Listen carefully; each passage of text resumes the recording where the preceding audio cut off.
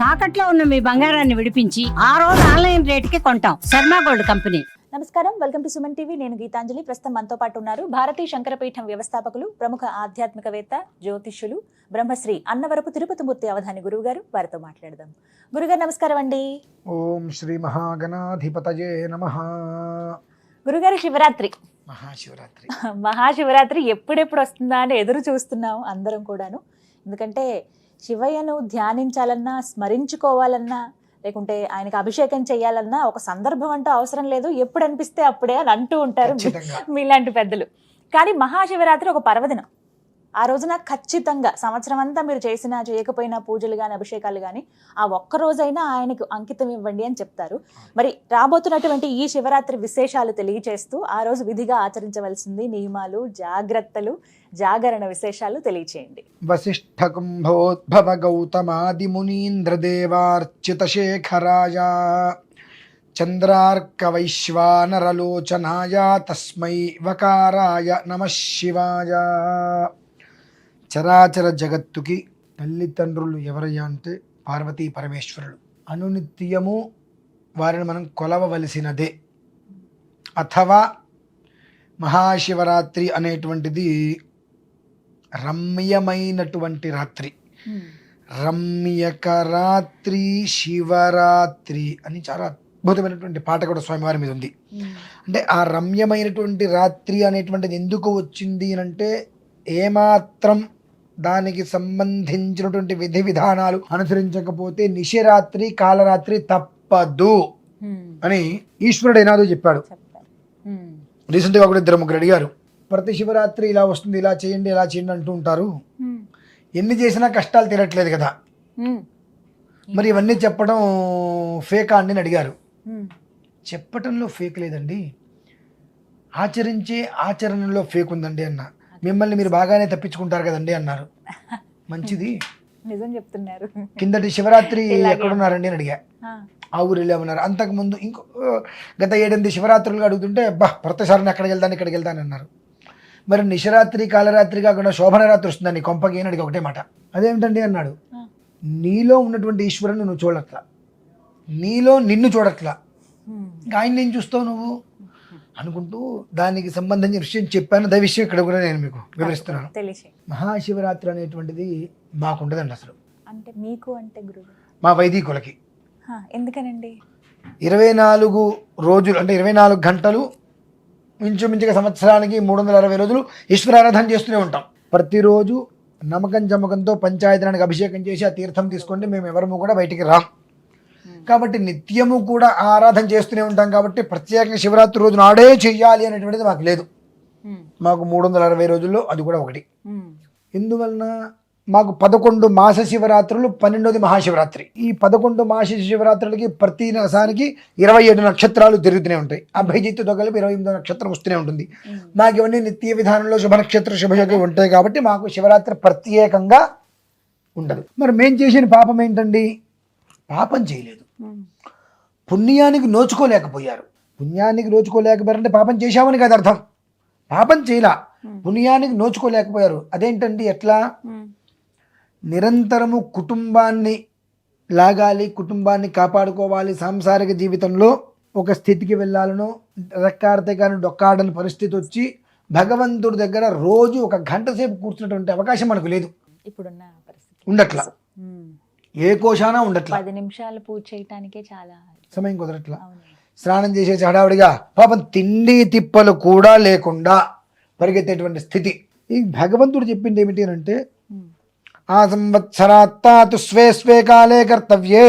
సంవత్సరానికి ఒకసారి వచ్చేటువంటి మహాశివరాత్రి జన్మతః జన్మకో జన్మమేవ శివరాత్రి. ఆ శివరాత్రి రోజు నాడు షట్కాల శివార్చన అని అంటారండి. 6 కాలాల యందు శివార్చన చేయాలి. అది కేవలం రావణాసురుడు తప్ప ఇంకెవ్వరూ చేయలేదు. ఒక రోజుకి 6 కాలాల్లో శివార్చన రావణాసురుడు మాత్రమే చేశాడు, ఇంకెవరూ చేయలేదు. ఈ 6 కాలాలు చాలా విశేషమైనటువంటి. ఈ 6 కాలాల యందు మొదటి 3 కాలాలు తీసేస్తే తర్వాత 3 కాలాల యందు కనుక ఏ సమయంలో అయినా మనస్సుని నిర్మలం చేసుకొని కనుక ఈశ్వరుడి మీద దోషడి నీళ్లు తీసుకొని హరహర అని పోసిన, నమశివాయ అని పోసిన 27 నిమిషాలు అనగా ఒక గడియ నువ్వు అభిషేకం చేస్తే కొన్ని లక్షల రుద్రంతో అభిషేకం చేసిన ఫలితం వచ్చి ఈ సంవత్సరాంతము కూడా వజ్ర కవచము వలె నీ కుటుంబాన్ని కాపాడుతుంది. ఇంతవరకు బాగుంది. మరి నిశరాత్రి అవ్వటం ఏంటి, కాలరాత్రి అవ్వటం ఏంటి మరి అంటే, మీ అందరికీ కొంచెమైనా జ్ఞానము ఉందని అనుకోని నేను చెప్తున్నా, మీకు లేకపోతే నేనేం చేయలేను, అర్థం చేసుకుంటారని చెప్పి. మీరు వీడి రోజుల్లో ఎక్కడికైనా వెళ్ళండి, కానీ పర్వదినాలలో నేను శ్రీశైలం వెళ్ళానండి, లేదంటే వేములవాడ వెళ్ళానండి, అక్కడికి వెళ్ళానండి, ఇక్కడికి వెళ్ళానండి అంటారు కదా, ఎంత పాపం చేసుకుంటున్నామో అంట. ఎందుకని పర్వదినం మొత్తం 360 రోజులలో కూడా విశేషమైనటువంటి ఏకపర్వదినం, శివరాత్రి, ఏకరాత్రిమేవా అని చెప్పి పర్వదినం. ఈ 360 రోజులు కూడా నువ్వు ఏం చేసినా చేయకపోయినా ఆ రోజు నాడు నువ్వు చేసేటువంటి ఒక్క విధానంతో అంత పుణ్యాన్ని నువ్వు అంతకంత పుణ్యాన్ని సంపాదించుకునేటువంటి విశేషమైన పర్వదినం.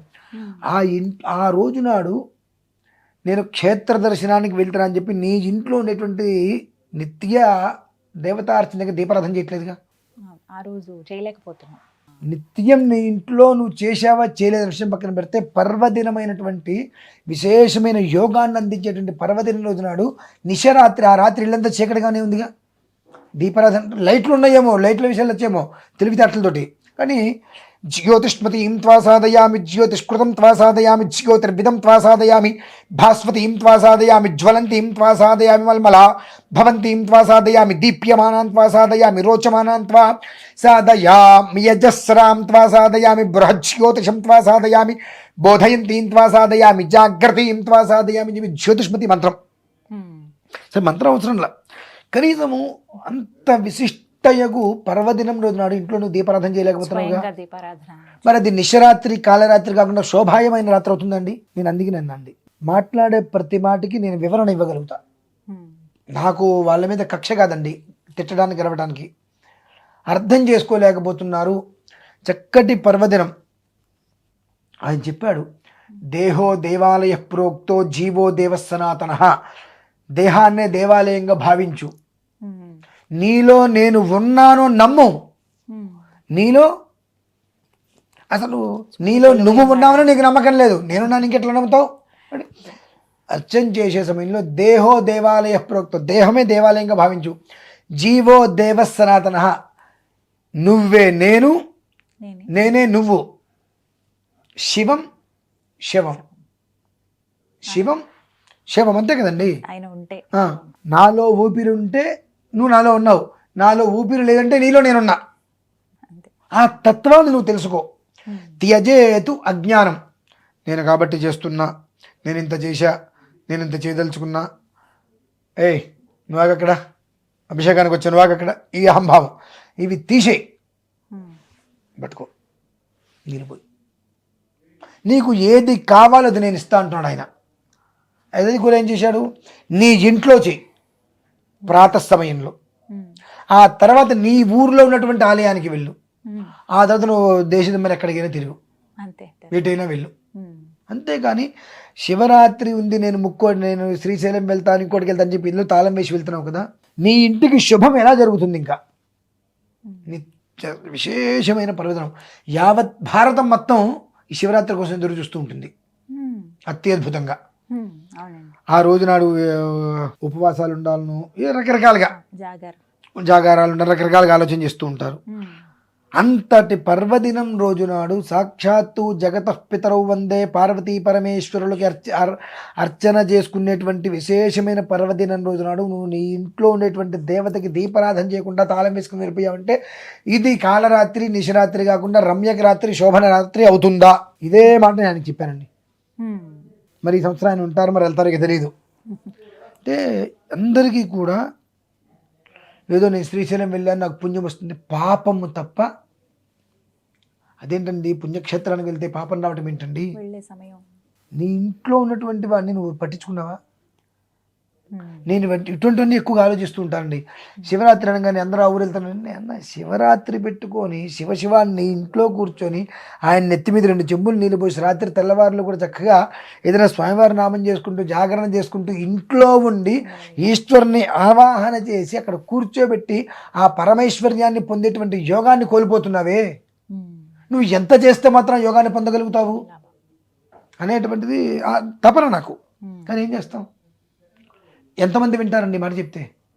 ఇంట్లో దీపారాధన లేకపోయినా పర్లా, మేము అక్కడికి వెళ్ళాల్సిందే, తోసుకుంటూ దర్శనానికి వెళ్ళాల్సిందే అనేటువంటి స్థితిలో ఉన్నారమ్మా. అంతటి పర్వదినం కాబట్టి ప్రతి మనిషి కూడా ఐశ్వర్య ప్రదాత ఈశ్వరుడు, ఇక అందులో తిరిగే లేదు. కనుక చక్కగా ఆ 6 కాలాల యందు లింగోద్భవ సమయంలో కనుక అభిషేకం చేస్తే మారేడు దళం తీసుకొని, ఒక పాత్ర తీసుకొని నీళ్లు పోసుకొని ఈ మారేడు దళంతో ఓం నమ శంకర్, రుద్రం చెప్పడానికి ఎవరు అందుబాటులో లేరు అనుకుందాం. ఓం నమ శంకరాయ చ నమః, ఈ మారేడు దళంతో నీళ్లు పోయింది స్వయంవర శిరస్సు మీద. ఓం నమ శంకరాయ చ నమః, ఓం నమ శంకరాయ చేస్తే జన్మ కర్మ సమే దివ్యం ఏవం యోగి దిత్వత్వతః, ఎన్నో జన్మల నుంచి చేసుకున్నటువంటి పాపము ఈ ఈశ్వరుడి మీద ఇలా తీసుకొని ఇలా నీళ్లు వేస్తున్నప్పుడు ఆ ఒక్కొక్క చుక్క ఆయన శిరస్సు మీద పడి అలా కిందకి వెళ్ళిపోతుంది. చూశారండి, ఆ రకంగా మన పాపాలు పోయినట్టే. అందుకే ఈశ్వర ఆరాధన చేయమంటారు. ఈ షట్కాల శివార్చనలో కనీసం 27 నిమిషాలు ఆ రకంగా చేసిన అంతకు మించినటువంటి యోగం ఇంకేముందండి. ఏదో ఎక్కడికో పరిగెత్తుకుంటూ వీళ్ళు ఏదో చేయక్కర్లేదమ్మా. నీ ఇంట్లో ఉన్న దేవుని నువ్వు నిర్లక్ష్యం చేయకపోతే చాలు, కొండ మీదకి వెళ్ళి అక్కడ 1 కోటి కొబ్బరికాయలు కొట్టిన ఫలితమే వస్తుంది. ఇంట్లో మాకు శివలింగం లేదండి, తెచ్చుకోమని. తెచ్చుకోవచ్చా? ఒక్క మాట అయితే ఇంట్లోనూ లేరు, బయట లేరు, ఏదో ప్రయాణంలో ఉన్నారు. శివరాత్రి అనుకోకుండా కర్మ ప్రార్థం ప్రయాణంలో ఉన్నారు, ఎక్కడో ఊర్లో ఉన్నారు. ఓ వాటర్ బాటిల్ తీసుకోండి, 2 వాటర్ బాటిల్స్ తీసుకొని శుభ్రంగా ఒక బాటిల్తో మొహం కడిగేసుకొని నీళ్ళు బుక్కులు వదిలేసుకొని కాలు కడిగేసుకోండి. ఇంకొక వాటర్ బాటిల్ తీసుకోండి, ఏదో ఒక చెట్టు దగ్గర మట్టి ఉంటుందిగా, ఆయన నీళ్ళు చల్లి ఆ మట్టి తీసి శివలింగం తయారు చేసుకోండి. శివలింగం తయారు చేసుకుని అక్కడ పెట్టి ఆ శివుడి మీద ఓం నమః శివాయ నీళ్ళు పోయండి. నువ్వు చేసేటువంటి దాంట్లో నేను భక్తి చూస్తున్నాడు ఆయన.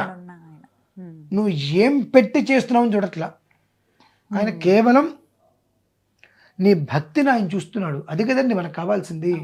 కాబట్టి నువ్వు చెయ్యటం ఇంపార్టెంట్. భక్తి చెప్పుల మీద చిత్తం శివుడి మీద అని కాకుండా ఆ 27 నిమిషాలు ఒక గడియ పాటు కనీసం దోషాన్ని పట్టుకుని పోసావా, శరీరంలో ఉన్నటువంటి అన్నీ కూడా ఆయన దగ్గరికి వెళ్ళిపోతాయి. మారేడు దళం తీసుకొచ్చి ఎట్లా వదులుకుంటూ వచ్చావా, ఆయన మన దగ్గర నుంచి పోవడమే కాకుండా ఆయన ఇవ్వాల్సింది ఇస్తాడు. అదే ఇంకా ఆవు నెయ్యి తీసుకొని ఆ ఆవు నెయ్యిని అభిషేకంగా నువ్వు ఒక్కొక్క చుక్క పోయగలిగావా, నీ ఇల్లు మొత్తం కూడా ఐశ్వర్యంతో నిండిపోతుంది కదమ్మా. ఇది వదలదు అని ఏదైతే పట్టి పీడిస్తుందో దాన్ని నవ్వుతూ వదిలించేట్టున్నాడు అంటే ఈశ్వరుడు. అటువంటి రాత్రి అంటారు దాన్ని. దేనికి లేదు, దీనికి శివరాత్రి ఎందుకు వచ్చిందంటే ఆ రోజు నాడు చేసేటువంటి ప్రక్రియ, లింగోద్భవ కాలంలో చేసేటువంటి ప్రక్రియ అంత విశేషమైనటువంటివి. అందులోనూ కూడా ఈశ్వరుడికి అనుగ్రహం వలన కొద్దో గొప్ప వినాశనం తప్పే అవకాశం ఉంది. ఉత్తరాషాఢ నక్షత్రం ఆదివారం మనకు వచ్చింది. స్వతహాగా రవి అత్యంత క్రూరుడు.